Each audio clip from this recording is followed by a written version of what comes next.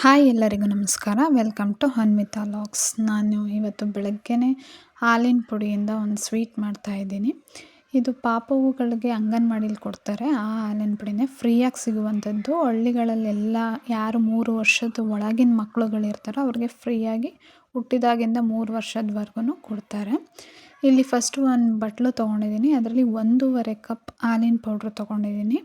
ಆ 1.5 ಕಪ್ ಹಾಲಿನ ಪೌಡ್ರಿಗೆ ಅರ್ಧ ಕಪ್ಪಷ್ಟು ಹಾಲನ್ನು ಹಾಕಿ ಮಿಕ್ಸ್ ಮಾಡ್ಕೊತೀನಿ. ಇದು ಮಿಕ್ಸ್ ಆಗಿದ ನಂತರದಲ್ಲಿ ನಾವು ಯಾವ ಕಪ್ಪಲ್ಲಿ ತೊಗೊಂಡಿದ್ವಿ ಹಾಲಿನ ಪುಡಿ, ಅದೇ ಕಪ್ಪಲ್ಲಿ 3 ಕಪ್ಪು ವಾಟರ್ ಅಂದರೆ 1 ಕಪ್ ಹಾಕಿ 3 ಕಪ್ ಹಾಕ್ಕೊಂಡು ಮಿಕ್ಸ್ ಮಾಡಬೇಕು. ಏನಂದರೆ ಒಂದು ಗಂಟು ಇಲ್ದಂಗೆ ಮಿಕ್ಸ್ ಮಾಡಬೇಕು. ಈ ಸ್ವೀಟ್ನ ಮಾಮೂಲಿ ಏನು ಹಾಲು ಸಿಗುತ್ತೆ ಹಾಲನ್ನ ಯೂಸ್ ಮಾಡಿ ಕೂಡ ಮಾಡ್ಬೋದು. ನಾನು ಹಾಲು ಪೌಡ್ರ್ ಇತ್ತಲ್ಲ, ಏನಕ್ಕೆ ಸುಮ್ಮನೆ ವೇಸ್ಟ್ ಆಗುತ್ತೆ, ಯೂಸ್ ಮಾಡ್ಕೊಳ್ಳೋಣ ಅಂತ ಹಾಲು ಪೌಡ್ರ್ ಯೂಸ್ ಮಾಡ್ಕೊಂಡು ಮಾಡ್ತಾ ಇರೋಂಥದ್ದು. ಇದು ಹಾಲಿನ ಸ್ವೀಟ್ ಏನಿದೆ ಇದನ್ನು ಆಲ್ಮೋಸ್ಟ್ ನಾನು ಚಿಕ್ಕವಳಿದ್ದಾಗಿಂದನೂ ತಿಂದಿದ್ದೀನಿ.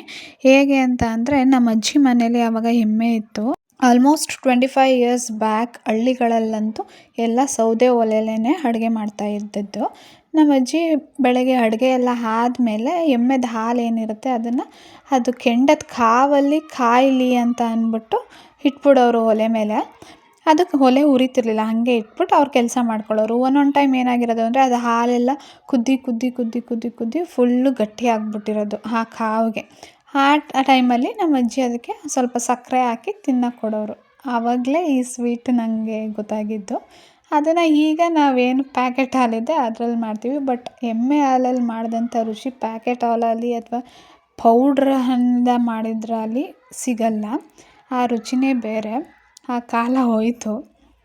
ನೆಕ್ಸ್ಟ್ ಇದೆಲ್ಲ ಚೆನ್ನಾಗಿ ಮಿಕ್ಸ್ ಮಾಡ್ಕೊಂಡು ಆಗಿದ್ಮೇಲೆ ಗ್ಯಾಸ್ ಮೇಲಿಟ್ಟು ಒಂದು ಪಾತ್ರೆಗೆ ಹಾಕ್ಕೊಂಡು ಹುರಿಯುವಂಥದ್ದು. ಈ ಸ್ವೀಟ್ ಮಾಡೋಕ್ಕೆ ಮೇಯ್ನಾಗಿ ಬೇಕಿರೋದು ಪೇಷನ್ಸು.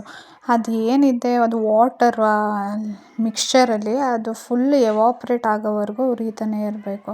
ಅದಕ್ಕೋಸ್ಕರ ಜಾಸ್ತಿ ತೆಳುಗೆ ಮಾಡ್ಕೋಬಾರ್ದು. ನಾವು ಎಷ್ಟು ನೀರು ಹಾಕಿರ್ತೀವಿ ಅದು ನೀರು ಫುಲ್ಲು ಆವಿ ಆಗಬೇಕು, ಅಲ್ಲಿವರೆಗೂ ಹುರಿಬೇಕು. ಅದಕ್ಕೋಸ್ಕರ ಜಾಸ್ತಿ ನೀರು ಹಾಕಿ ಮಿಕ್ಸ್ ಮಾಡ್ಕೋಬಾರ್ದು. ಅದು ಪೌಡ್ರೆಲ್ಲ ಲಮ್ಸ್ ಇಲ್ದಂಗೆ ಹೊಡೆಯೋದಷ್ಟು ಮಿಕ್ಸ್ ಮಾಡಿಕೊಂಡ್ರೆ ಸಾಕು. ಇಲ್ಲಿ ನೋಡಿ, ಒಂದು ಸ್ಪೂನಲ್ಲಿ ಎತ್ತಿ ನೋಡಿದ್ರೆ ನಾನು ತೋರಿಸ್ತೀನಿ ನೋಡಿ, ಈ ಥರ ಗಟ್ಟಿಗೆ ಬೀಳಬೇಕು. ಯಾಕಂದರೆ ನೀವು ತುಂಬ ತೆಳು ಮಾಡಿಬಿಟ್ರೆ ಮತ್ತು ನೀವು ಅದನ್ನ ಆ ನೀರೆಲ್ಲ ಆವಿ ಆಗೋಷ್ಟು ನೀವು ಹುರಿತಾನೆ ಇರಬೇಕು. ಟೈಮ್ ಅದು ತುಂಬ ತೊಗೊಳುತ್ತೆ. ಅದಕ್ಕೋಸ್ಕರ ಇಷ್ಟು ಗಟ್ಟಿಗೆ ಮಿಕ್ಸ್ಚರ್ ರೆಡಿ ಮಾಡಿಕೊಂಡ್ರೆ ಸಾಕು. ನೆಕ್ಸ್ಟ್ ಒಂದು ಗ್ಯಾಸ್ ಹಚ್ಚಿ ಅದ್ರ ಮೇಲೆ ಬಾಣಲಿ ಇಟ್ಟು ತುಪ್ಪ ಇದ್ದರೆ 1-2 ಸ್ಪೂನ್ ತುಪ್ಪನೇ ಹಾಕಿದ್ರೆ ಒಳ್ಳೆಯದು. ನಮ್ಮ ಮನೇಲಿ ತುಪ್ಪ ಖಾಲಿಯಾಗಿತ್ತು ಅಂತ ಅಂದ್ಬಿಟ್ಟು ಬೆಣ್ಣೆ ಇತ್ತು ಅಂತ ಒಂದು ಬೆಣ್ಣೆ ಹಾಕಿದ್ದೀನಿ, 1 ಕ್ಯೂಬು. ಅದು ಫುಲ್ಲು ಬೆಣ್ಣೆ ಕರಗೋವರೆಗೂ ಕರಗಿಸಿ ನೆಕ್ಸ್ಟು ನಾವೇನು ರೆಡಿ ಮಾಡಿ ಇಟ್ಕೊಂಡಿದ್ದೀವಿ ಹಾಲಿನ ಪುಡಿ ಮಿಕ್ಸ್ಚರ್ನ ಇದಕ್ಕೆ ಹಾಕಿ ಹುರಿಯುವಂಥದ್ದು. ಫ್ಲೇಮ್ನ ನೋಡ್ಕೋಬೇಕು ಮೇಯ್ನಾಗಿ. ಇಲ್ಲಿ ಅದು ಉಪ್ಪರುತ್ತೆ ಅಂತ ಅಂದಾಗ ಫ್ಲೇಮ್ ಕಮ್ಮಿ ಮಾಡಬೇಕು. ಮತ್ತು ಇದನ್ನು ಕೈ ಬಿಡ್ದಂಗೆ ತಿರುಗಿಸ್ತಾನೇ ಇರಬೇಕು. ಅದೇ ಮೇಯ್ನ್ ಪ್ರಾಸೆಸ್ ಇಲ್ಲಿ. ಮತ್ತು ಇದು ಟೈಮ್ ಕೂಡ ಸ್ವಲ್ಪ ಹಿಡಿಯುತ್ತೆ. ಏನಕ್ಕೆ ಅಂದರೆ ಅದೇನು ನೀರು ಆ್ಯಡ್ ಮಾಡಿರ್ತೀವಿ ಅದೆಲ್ಲ ಕುದ್ದು ಆವಿ ಆಗಬೇಕು. ಅದಾದಮೇಲೆ ಅದು ಸ್ವೀಟ್ ಆಗುವಂಥದ್ದು. ಈ ಥರ ಕೈ ಬಿಡ್ದೇ ತಿರುಗಿಸ್ತಾನೇ ಇರಬೇಕು. ಅದೊಂದು ಎಂಥ ಚಿಕ್ಕ ಅಡುಗೆ ಬರ್ದಿಲ್ಲ ಅಂದವ್ರು ಕೂಡ ಈ ಸ್ವೀಟ್ ಮಾಡ್ಬೋದು. ತುಂಬ ಟೇಸ್ಟಿಯಾಗುತ್ತೆ. ನಾವು ಇದು ಹಾಕಿ ಹಿಂಗೆ ತಿರುಗಿಸ್ತಾ ಇರ್ತೀವಿ. ಅದು ಒಂದು ಸ್ವಲ್ಪ ಕುದಿಯೋಕ್ಕೆ ಬಂತು ಅಂತ ಅಂದಾಗ 1/2 ಕಪ್ ಸಕ್ಕರೆನ ಯೂಸ್ ಮಾಡಿದ್ರೆ ಸ್ವೀಟ್ಗೆ ಸಾಕು. ಸಕ್ಕರೆ ಯೂಸ್ ಮಾಡಲ್ಲ ಅಂದವ್ರು ಬೆಲ್ಲದ ಪುಡಿ ಕೂಡ ಯೂಸ್ ಮಾಡ್ಬೋದು. ಅವರು 1 ಕಪ್ ಬೆಲ್ಲದ ಪುಡಿ ಯೂಸ್ ಮಾಡಬೇಕಾಗುತ್ತೆ. ಆರ್ಗ್ಯಾನಿಕ್ ಬೆಲ್ಲ ಹಾಕಿದ್ರೆ ಕೂಡ ಹೆಲ್ದಿಯಾಗಿ ಆಗುತ್ತೆ. ನಾನಿಲ್ಲಿ ಸಕ್ಕರೆನೇ ಯೂಸ್ ಮಾಡ್ತಾಯಿದ್ದೀನಿ. 1/2 ಕಪ್ ಸಕ್ಕರೆ ಯೂಸ್ ಮಾಡ್ತಾಯಿದ್ದೀನಿ 1.5 ಕಪ್ ಹಾಲಿನ ಪುಡಿಗೆ. ತುಂಬ ಟೇಸ್ಟಿಯಾಗಿ ಚೆನ್ನಾಗಾಗುತ್ತೆ. ಇದೊಂದೇ ಪ್ರಾಸೆಸ್, ಹುರಿಯೋದು ಈ ಥರ ಒಂದೇ ಪ್ರಾಸೆಸ್. ಅದು ತಳ ಹಿಡಿದ್ಬಿಡುತ್ತೆ, ಗಟ್ಟಿ ಕೂಡ ಇರುತ್ತಲ್ಲ ಅದರಿಂದ.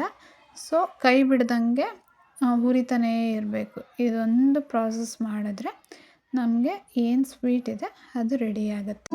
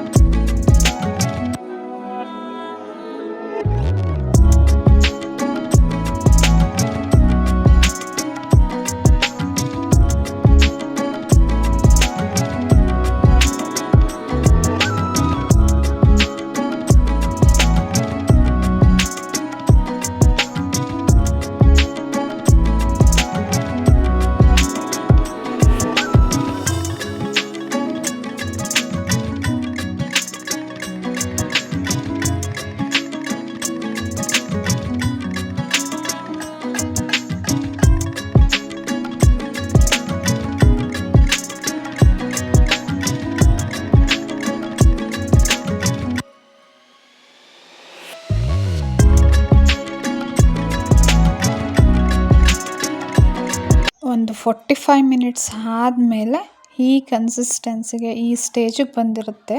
ಇವಾಗ ತುಂಬ ಕೇರ್ಫುಲ್ಲಾಗಿ ಹುರಿತಾನೇ ಇರಬೇಕು. ಏನು ಅಂತಂದರೆ ಅದು ಕೈಗೆಲ್ಲ ಆರ್ತಾ ಇರುತ್ತೆ. ಅದಕ್ಕೋಸ್ಕರ ಒಂದು ಸ್ವಲ್ಪ ದೊಡ್ಡದು ಸೌಟೇನಾದ್ರು ತೊಗೊಂಡು ಹುರಿಯಿರಿ.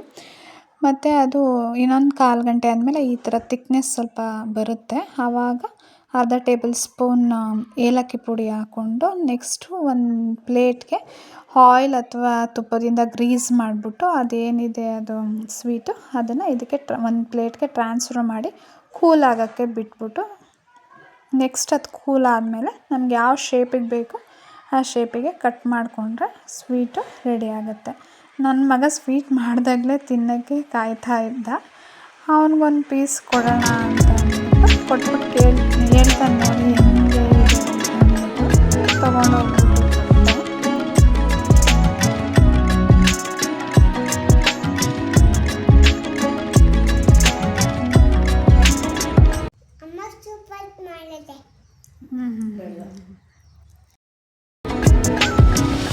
ಯೂಶ್ವಲಿ ಮಕ್ಳುಗಳಿಗೆ ಸ್ವೀಟ್ ಅಂದರೆ ಇಷ್ಟಪಟ್ಟು ತಿಂತಾರೆ.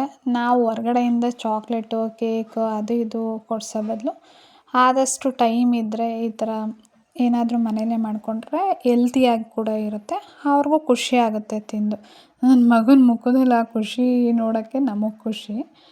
ಅವನಿಗೆ ಇಷ್ಟ ಆಗುತ್ತೆ ಸ್ವೀಟ್ಗಳೆಲ್ಲ. ಖಾರಕ್ಕಿಂತ ಸ್ವೀಟ್ ಚೆನ್ನಾಗಿ ತಿಂತಾನೆ ಅವನು. ಎಷ್ಟು ಕುಡಿತಾನೆ ನಮ್ಮ ಒಂದೇ ಕೊಟ್ಬಿಟ್ಟಳೆ ಒಂದೇ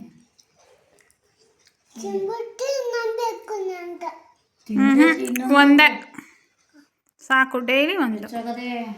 ಹೆಂಗದವ? ಬೆಳಗ ನಾಗೋಸಿ ಕೊಡ್ಬೇಡ. ಚೆನ್ನಾಗಿ ಮಾಡೈತಾ ಅಮ್ಮ?